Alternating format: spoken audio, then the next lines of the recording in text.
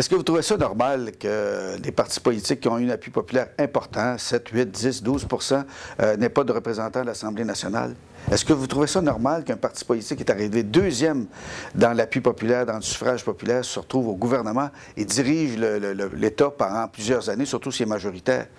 Est-ce que vous trouvez ça normal que les gouvernements dans notre système électoral actuellement, en général, se retrouvent au pouvoir avec une minorité de l'appui populaire? Si dans aucun de ces cas-là, vous trouvez ça normal, bien, vous considérez un peu comme René Lévesque que le processus actuel électoral, que le mode de scrutin que nous avons est démocratiquement infect. Et si c'est démocratiquement infect, on devrait s'en occuper.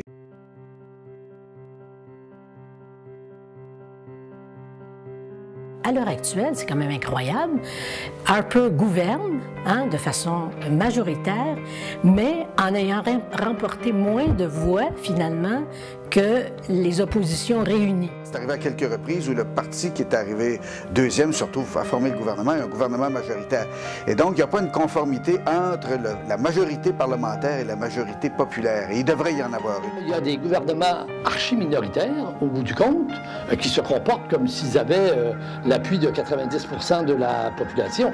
Notre système uninominal à un tour ne permet pas d'assurer l'égalité des votes. Il y a des votes qui pèsent plus que d'autres. Quand un parti politique ou un groupe politique peut obtenir 7, 8, 10, 12 d'appui populaire et n'avoir aucun député au Parlement, il y a quelque chose là qui ne respecte pas l'opinion de bien des électeurs. Le vote, ça demeure quand même un outil essentiel de notre démocratie, du fonctionnement du vivre ensemble. C'est à la base même de la crédibilité du processus politique que de s'assurer que ceux qui y participent sont dûment mandatés pour le faire.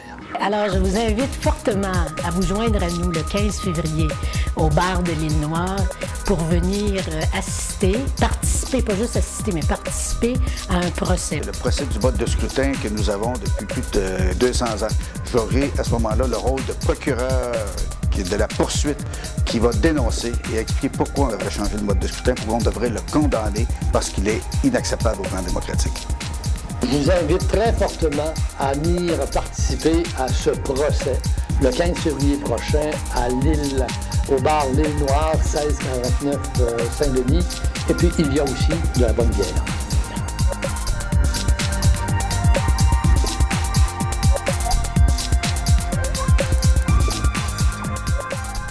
Incidemment, c'est un débat qui dure depuis plus de 100 ans au Québec. Il serait peut-être temps qu'il aboutisse.